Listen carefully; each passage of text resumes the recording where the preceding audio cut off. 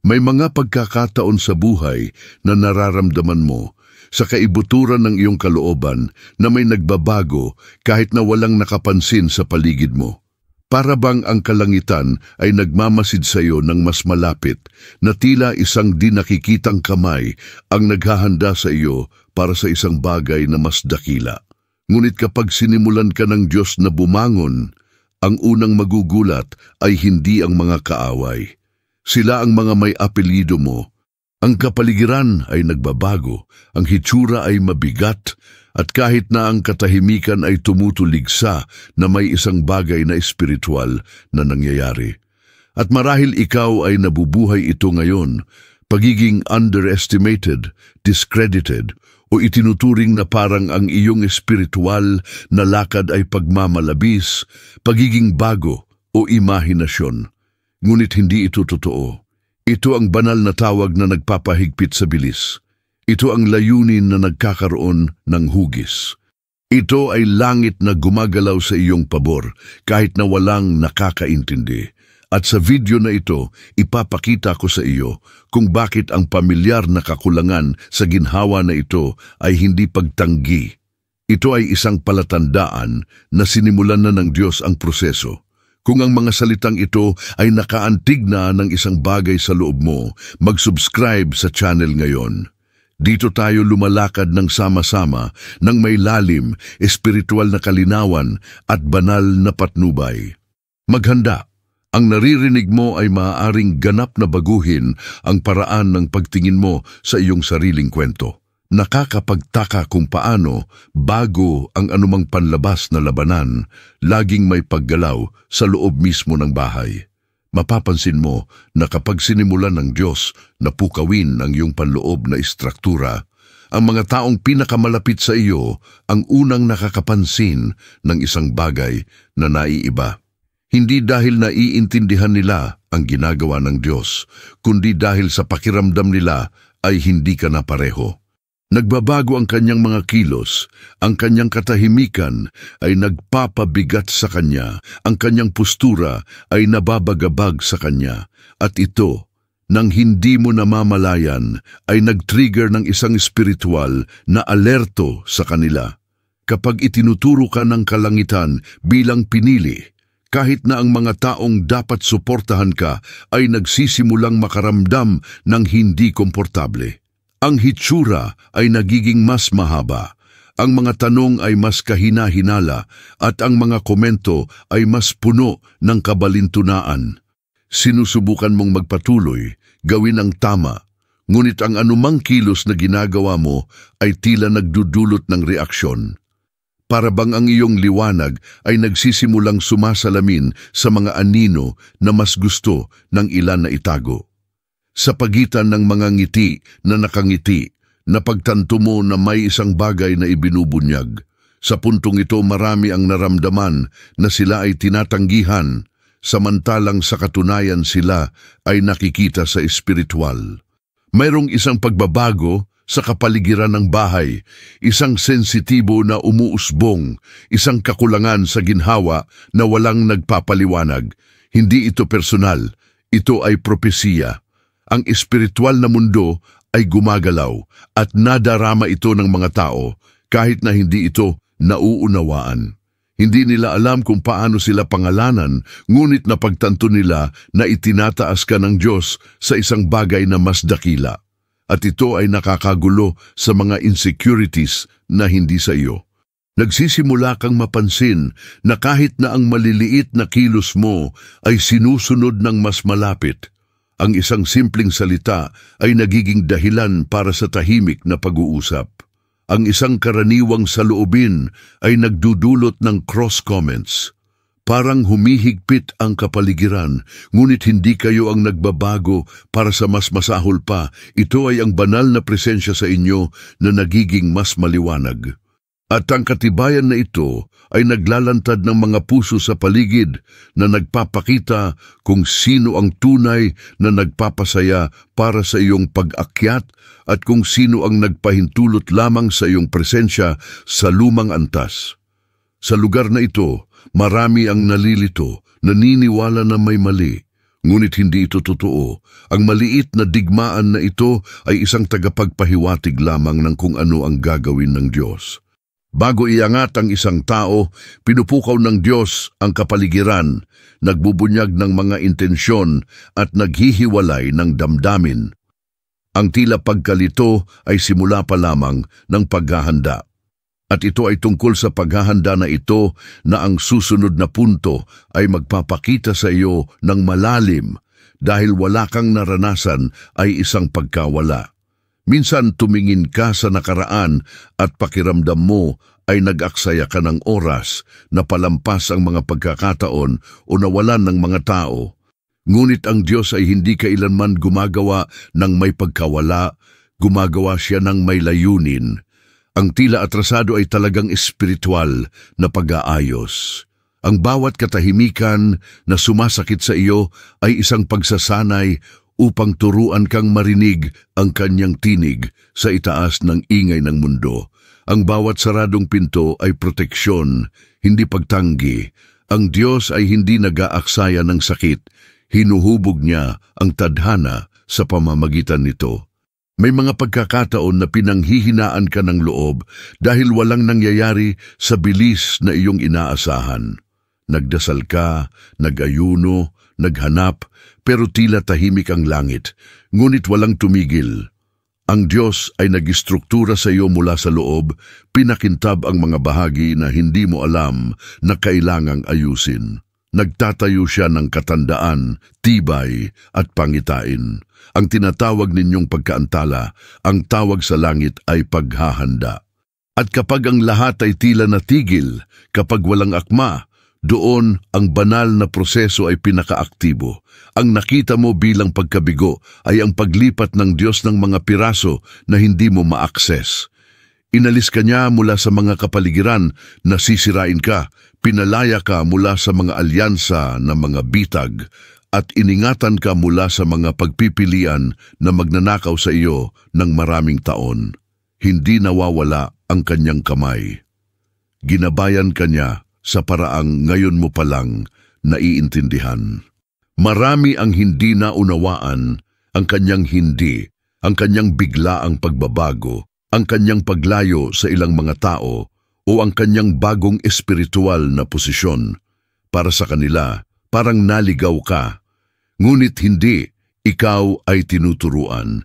Ibinalik ka ng langit ng ilang sandali dahil kailangan mong muling itayo ang iyong panloob na pagkatao mula sa mga mata na pumupuna sa iyo. Ano para sa iba ay kakaiba, para sa Diyos ito ay diskarte. Inilagay ka niya sa katahimikan, malayo sa mga paghahambing at paghatol. At ngayon, pagtingin sa lahat ng iyong pinagdaanan, nagsisimula kang mapagtanto na ang bawat piraso ng sakit ay ganap na umaangkop sa mas malaking plano. Lahat ng bagay na tila walang kabuluhan ay nagbubunga ng isang bagay. Lahat ng tila nakatigil ay nakahanay sa nakatago. Walang anuman ganap na wala ay nasayang. At ang susunod na punto ay magpapalinaw pa rito. Habang hinahatulan ka nila, sinasanay ka ng Diyos sa paraang hindi nakita ng sinuman. Habang ang ilang mga tao ay nagtuturo sa iyo ng daliri, ang Diyos ay nagtuturo ng daan. Ang binigyang kahulugan ng pamilya bilang kabagalan ay itinuturing ng Diyos na pagbato. Habang inihambing ka nila sa iba, inihambing ka lamang ng langit, sa layuning isinulat niya mismo para sa iyong buhay. At bagamat mababaw ang paghatol sa iyo, malalim ang ginawa ng Diyos sa mga aspeto na walang sinuman ang may karunungan, pag-ibig o pagtitiyaga na mahawakan. Marami ang tumingin sa iyo at sinabing wala kang pukus, wala kang lakas, wala kang kinabukasan. Nakita nila ang stagnation, ngunit nakita ng Diyos ang konstruksyon. Ang bawat araw na tila nakatayo ka ay talagang isang brick na inilalagay sa iyong espiritual na pagkakakilanlan. Hinuhubog niya ang iyong pangitain, pinalalakas ang iyong pananampalataya, inaalis ang mga takot na hindi mo man lang namamalayan na dinala mo. At ang lahat ng ito ay nangyari ng tahimik, walang fanfare, nang walang paliwanag. Ang kanyang pamilya ay nakita lamang sa labas. Ang mahirap na yugto, ang mga kawalang katiyakan, ang biglaang pagbabago, kundi gintutduan han Dios an iya espiritu, nagtututduhin mga butang nga diri, mahibabaruan tikang ha mga libro, mga kurso o sagdon han tawo. Tinuturuan kanyang makinig, maghintay, lumaban. Ito ay lumilikha ng malalim na mga ugat sa loob mo. Mga ugat na hindi nahuhulog kapag umihip ang hangin, mga ugat na nagtataglay ng mga pangako na masyadong malaki para sa isang hindi handa na puso. Habang nagsasalita sila tungkol sa iyo, ang Diyos ay nagsalita sa iyo. Sa mga sandaling nadama mong hindi ka nauunawaan, ay pinalapit ka niya sa plano na kanyang dinisenyo sa simula pa lang. Sinubukan ng mga opinyon ng mga tao na limitahan ka, ngunit ang pagsasanay ng Diyos ay nagpalawak ng lahat ng bagay sa loob mo. Inihahanda kanya na gampanan ang mga responsibilidad na hindi kailanman dadalhin ng mga taong ito. Iyon ang dahilan kung bakit iba ang pagtrato. Masakit ngunit banal. At ngayon, kung ano ang dating tila parusa ay nagsisimulang magkaroon ng kahulugan. Sinanay ka ng Diyos na malayo sa pansin, malayo sa mga inaasahan, malayo sa mga paghahambing. Sinanay ka niya sa paraang hindi napansin ng sinuman dahil walang sinuman ang pinahihintulutang makagambala sa kanyang itinatayo. At ang konstruksyon na ito ay nangangailangan ng katahimikan, paggunita at higit sa lahat, pagtatago. Iyan ang ibubunyag ng susunod na paksa. Hindi ka tinanggihan, protektado ka. May mga yugto kung kailan inaalis ka ng Diyos mula sa paningin ng ilang tao at hindi mo naiintindihan. Biglang tumigil ang mga imbitasyon, nagsara ang mga pintuan, lumipat ang mga tao. Tila ito ay pag-abandona. Ngunit sa espiritual na mundo, ito ay kalasag.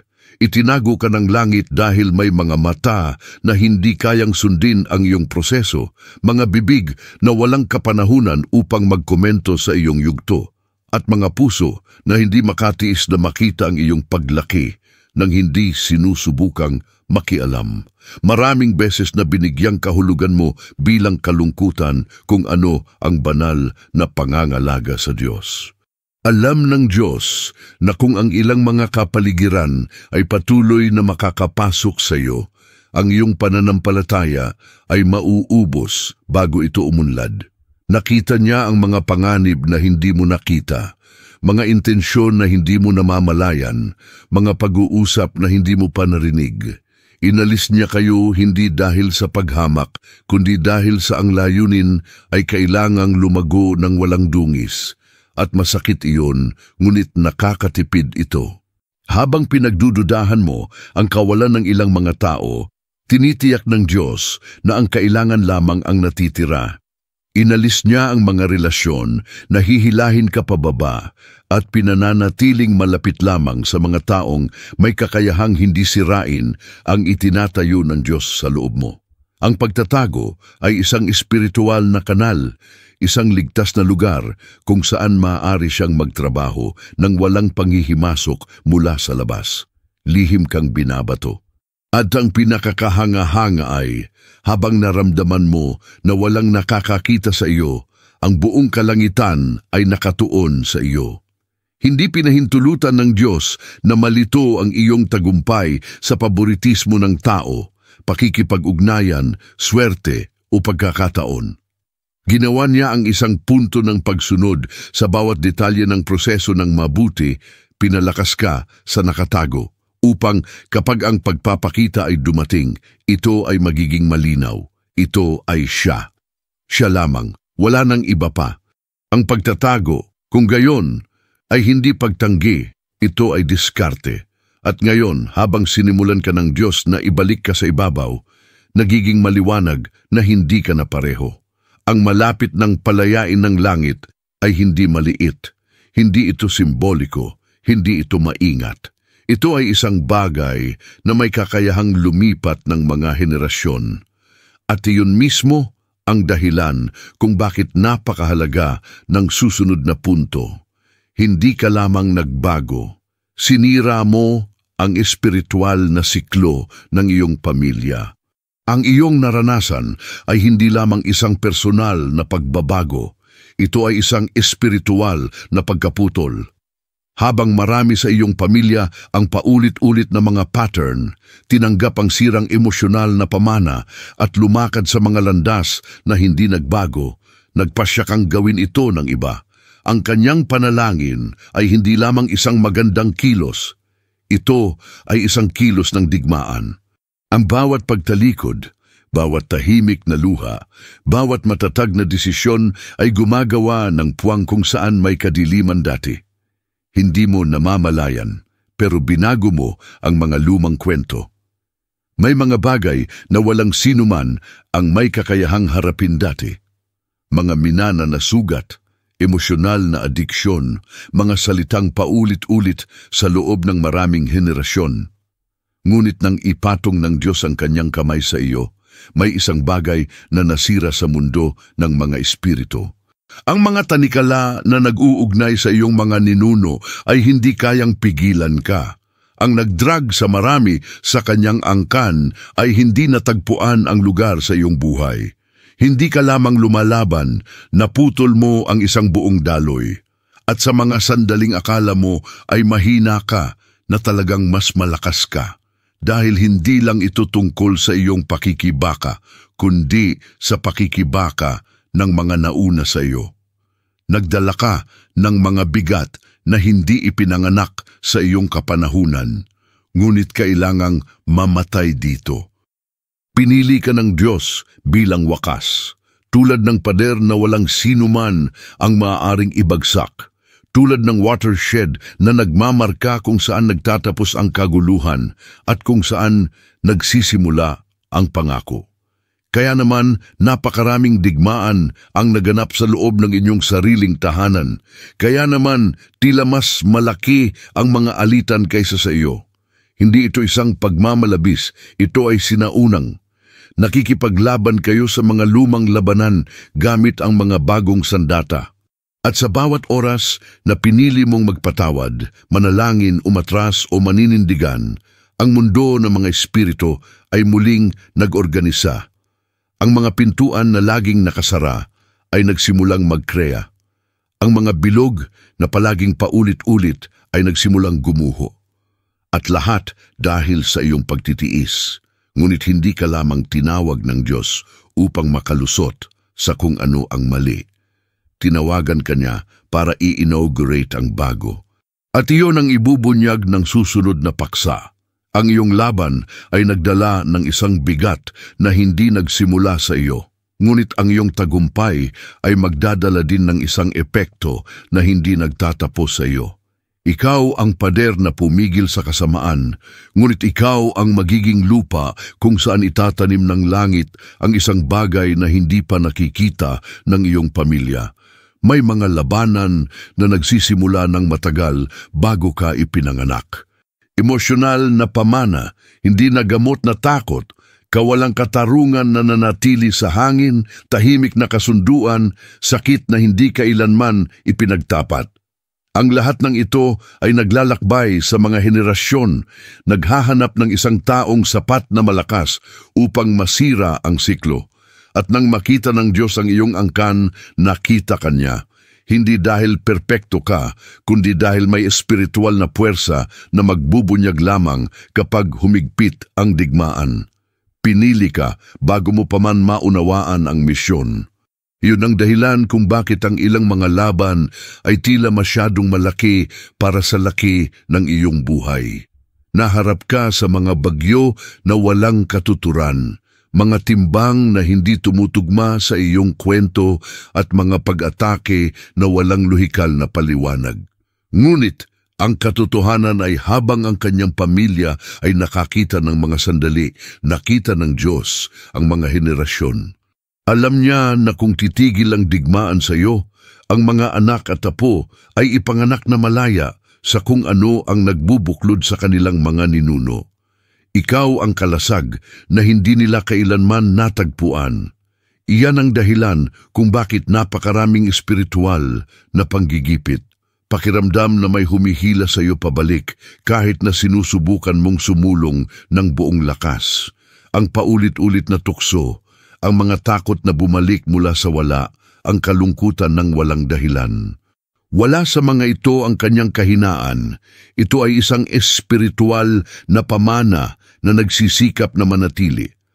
Ngunit kapag minarkahan ng Diyos ang isang tao na makalusot, ang pattern ay hindi mananatili. Marami ang nagsimulang mawalan ng lakas sa bawat desisyon mo. Iyon ang dahilan kung bakit kahit na walang pangunawa, ikaw ay naaakit sa pagdarasal, sa pag-aayuno, sa pagtalikod sa pag-aayuno. Pinalakas ka ng Diyos mula sa loob upang harapin ang mga digmaan na hindi kayang labanan ng mga sinaunang. Alam niya na mayroon kang isang bagay na naiiba, espiritual na lakas ng loob, at ang katapangan na ito ang nagbigay daan sa daan. May mga araw na nagtataka ka, akala mo nag-iisa ka, pero ang buong kalangitan ay kasangkot. Ang mga anghel ay lumipat sa iyong pabor kapag ang laban ay naging masyadong mabigat. At ngayon na ang sinaunang labanan ay nawalan ng legalidad sa iyo, isang bagong bagay ang nagsisimulang maghanda. Ang ilalabas ng Diyos ay hindi lamang nakakaapekto sa iyong buhay, nakakaapekto ito sa iyong buong apelyido at binabago nito ang lahat. Dahil ang pagpapala na dumarating ay hindi individual. Binabago nito ang kahulugan ng mga pamana, nagpapagaling ng mga ugat, at naghahatid ng isang bagong kasaysayan. Iyan ang ipapakita sa iyo ng susunod na paksa. Ang pagpapala na dumarating ay hindi lamang nagpapataas sa iyo, binabago nito ang mga tadhana. Ang inihahanda ng Diyos na ibuhos sa iyong buhay ay hindi lamang isang tugon, ito ay isang muling kahulugan. May mga pagpapala na nagbabago sa araw, ngunit may iba pa na nagbabago sa angkan. At ang isa na papalapit ay hindi lamang nakakaantig sa kasaysayan nito. Ginagawa niya ang lahat ng bagay na nagdadala ng kanyang apelyido. Lahat ng mga pamilya ay hindi pa nakaranas ng pabor na dumarating sa kanila. At kapag nagpasya ang Diyos na baguhin ang isang pamana, nagsisimula siya sa isang taong may lakas ng loob na putulin ang mga siklo. Kaya naman napakatindi ng pakikibaka at napakahaba ng proseso. Ang Diyos ay hindi lamang nag-aangat sa iyo, binabalikan niya ang lahat ng bagay na nauna sa iyo.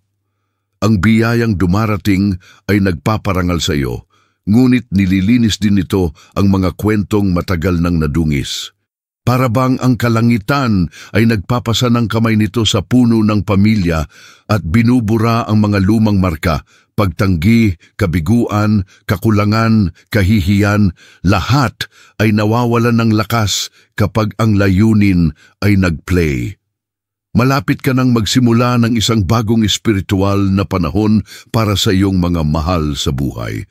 At ang pagbabagong ito ay magiging napakalaki na kahit ang mga nagtangkang bawasan ka ay kailangang kilalanin ito. Hindi dahil sa hinahangad mo ang pagkilala ng tao, kundi dahil ang Diyos mismo ang gagawa ng isang punto ng paglalantad sa kanyang ginagawa. Bubuksan niya ang mga pintuan na hindi pa nakikita ng sinuman sa kanyang angkan. Bibigyan ka nito ng mga pagkakataon na hindi kailanman nakarating sa anumang ninuno. Ito ay magpaparangal sa iyo sa paraang magdudulot sa mga tao ng pagtatanong, saan ito nanggaling? Simple lang ang sagot, galing ito sa langit. Ang pagpapalang ito ay hindi mananahimik. Ito ay masyadong malaki upang hindi napapansin.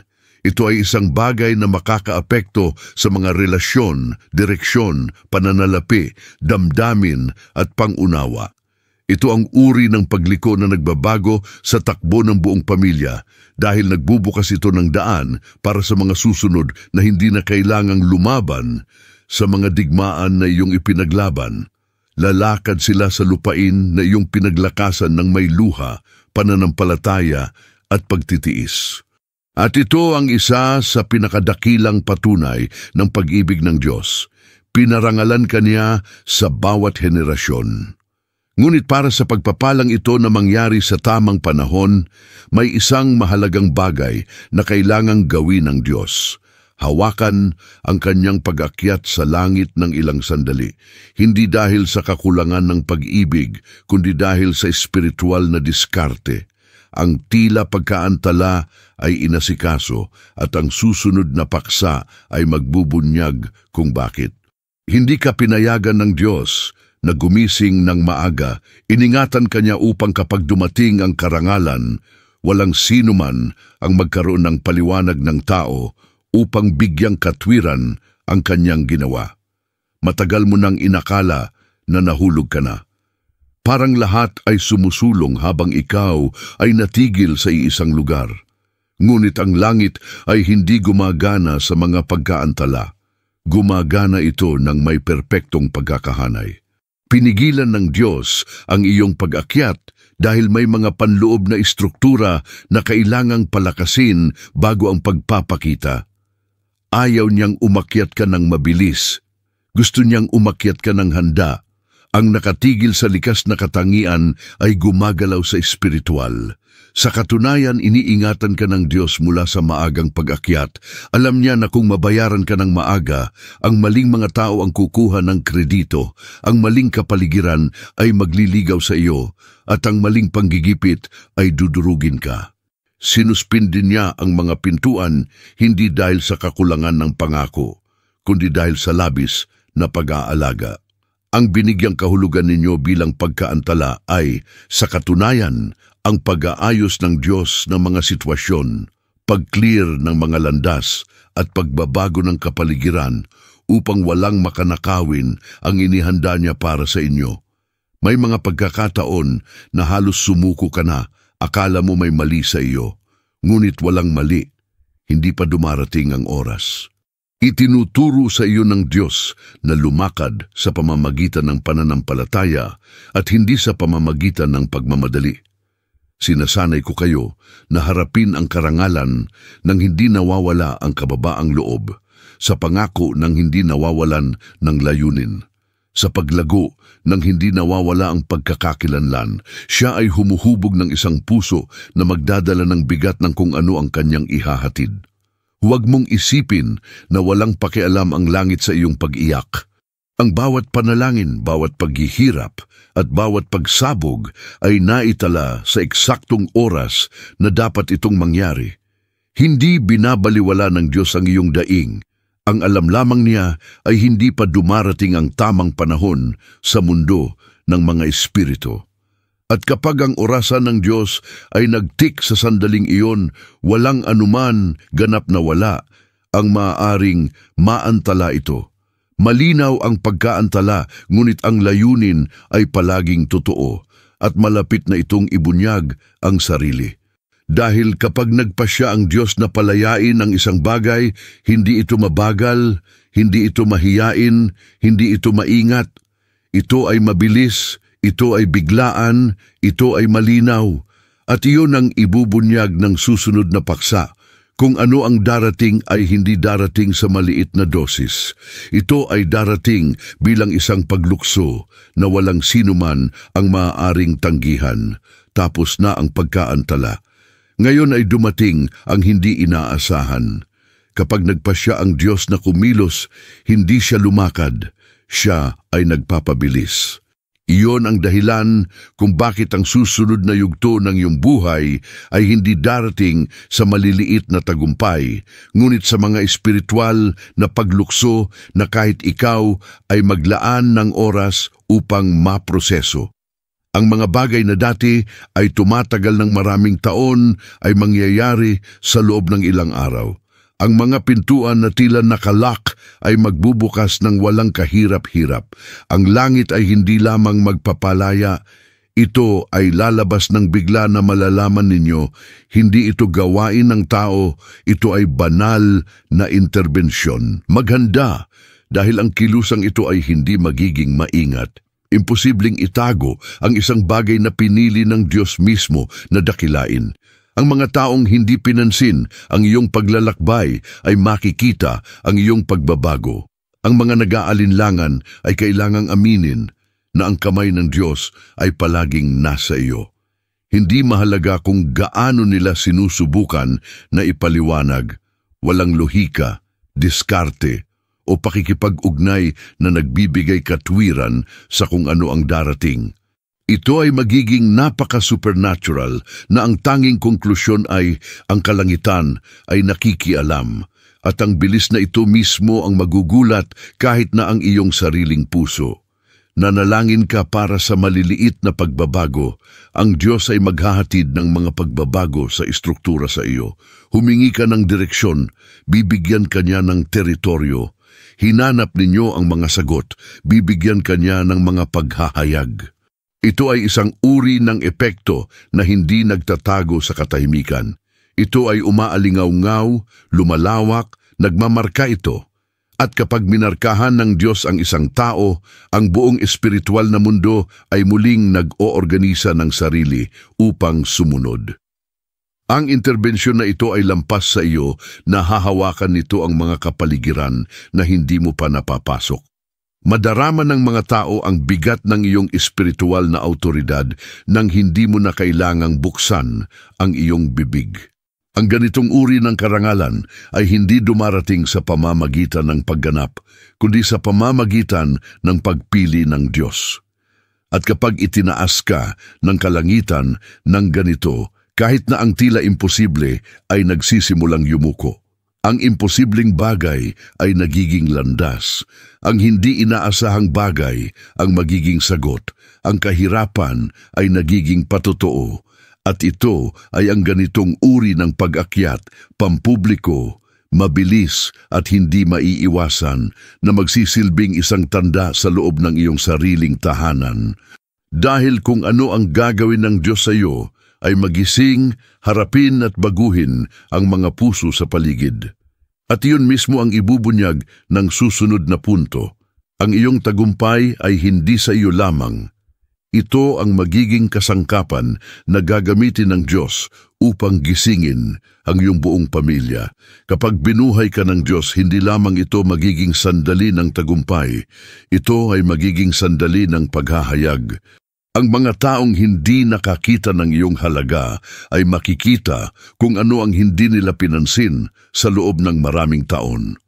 Ang mga taong nagpaliit sa iyo ay malalaman na hindi lamang sila nakikipag-ugnayan sa iyo, kundi sa isang taong may layunin. Ang karangalan na ibinibigay ng Diyos sa iyong buhay ay magtutulak kahit na ang pinakanag-aalinlangan na muling pag-isipan ang kanilang mga saloobin. Hindi dahil hihingi ka ng paggalang, kundi dahil ang langit mismo ang magpapatunay sa iyo.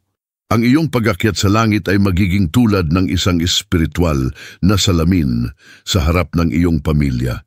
Hindi para mapahiya ang sinuman, kundi para ipakita kung gaano kalaki ang kontrol ng Diyos. Mapagtanto nila na ang dating tinatawag nilang kakaibang pagbabago ay talagang banal na pagbabagong anyo. Ang katahimikan na hinuhusgahan nila ang kahinaan ay lalong lumakas. Ang mga pagbibitiw na sinabi nilang labis ay proteksyon. At ang paglayo na binigyang kahulugan nila bilang pagmamataas ay ang pakikitungo lamang ng Diyos sa iyong kaluluwa. Ang katotohanan ay ang iyong tagumpay ay nagdadala ng isang misyon. Gisingin ang mga taong nakakita sa iyo ng malapitan, ngunit hindi ka kailanman naunawaan. Kapag ang kalangitan ay nagmamataas sa iyo, ang kapaligiran sa loob ng iyong tahanan ay magbago. Ang sinumang hindi sumampalataya ay magsisimulang magmasid. Ang taong nagbibiro ay magsisimulang magmuni-muni. Ang pinag-aalinlangan mo ay magsisimulang maramdaman. Ang iyong landas ay magiging isang buhay na sermon, mas malakas kaysa anumang pananalita, mas malalim kaysa anumang pagpapayo. Huwag mong isipin na ito ay isang pagkilala lamang. Ito ay magiging pagpapanumbalik. Ang mga taong matitigas ang puso ay madurog kapag nakita nila kung ano ang ginawa ng Diyos sa iyong buhay. Ang mga pag-uusap na hindi kailanman nangyari ay magsisimulang lumitaw. Ang mga nasirang kurbata ay makakatanggap ng panibagong pag-upa ng buhay. Gagamitin ng langit ang iyong pag-akyat upang pagalingin ang mga pamilyar na sugat na hindi mo alam na umiiral. Hindi lamang ito tungkol sa iyong panalo, ito ay tungkol sa lahat na napagtanto na binabago pa rin ng Diyos ang mga kwento. At kapag ang pagbabagong ito ay nakarating sa iyong tahanan, magkakaroon ng isang bagay na mas malaking mangyayari sa likod nito. Gagamitin ng Diyos ang iyong patotoo upang buhayin ang mga tadhana. Ang iyong pag-unlad ay magiging trigger para sa iba na bumangon. Ang iyong posisyon ay magsisilbing inspirasyon para sa mga taong hindi kailanman naniwala sa kanilang sarili. At sa puntong ito, ang lahat ay natutupad. Ang iyong pag-akyat ay hindi lamang isang gantimpala, ay tinatawag na. At ang tawag ay hindi kailanman natapos, nagsisimula ito. Ang mangyayari ngayon ay simula pa lamang ng kung ano ang gagawin ng Diyos sa iyong kwento. Ngayong nabasa mo na ang bawat bahagi ng mensaheng ito, kailangan kong tanungin ka, ano ang paggising ng Espiritu sa loob? Dahil wala sa mga ito ang dumating sa iyo nang hindi sinasadya. Ang bawat salita na nakaantig sa iyong puso ay isang kumpirmasyon mula sa langit na ang Diyos ay gumagalaw, kahit na sa mga lugar kung saan wala ka pang nakikitang nangyayari. Nabubuhay ka sa pamamagitan ng isang espiritual na pagbabago at ang mundo sa paligid mo, maaga o huli, ay mapagtanto ito. Isipin ng ilang sandali, ilang beses ka na bang pinanghihinaan ng loob sa paniniwala na ikaw ay nag-iisa? Ilang beses mo na bang naisip na wala kang lakas na magpatuloy? Subalit may isang bagay sa loob mo na nagpipilit na manindigan ng matatag. Ito ay hindi lamang katatagan ng tao, ito ay layunin na gumagabay sa iyo. Ano ang gagawin mo dito mula ngayon? Patuloy ka bang mamumuhay na parang walang nagbago o tatanggapin mo ang espiritual na autoridad na ginigising ng Diyos sa iyo? Tingnan ang iyong kasaysayan ng mas mapag-aalinlanganan. Tingnan ang lahat ng iyong pinagdaanan, hinaharap, napagtagumpayan at napagtagumpayan. Nakikita mo ba kung paano may katuturan ang bawat piraso ngayon? Hindi ka inihanda ng langit para sa isang maliit na bagay. Hinubog ka niya upang magdala ng karangalan, responsibilidad at pagbabagong anyo. Ano ang magiging sagot mo ngayon? Magtatago ka ba muli o kukunin mo ang lugar na ipinapakita sa iyo ng Diyos? Ang pagpipilian ay nasa iyo, ngunit ang langit ay tumatawag sa iyo sa loob ng mahabang panahon. At kung ang mensaheng ito ay nagsalita sa iyo, kung nakumpirma nito ang isang bagay na naramdaman mo na, huwag maglakad ng mag-isa sa paglalakbay na ito. Mag-subscribe sa channel ngayon, i-on ang mga notification at manatiling malapit. Hindi ka lang basta tagapakinig.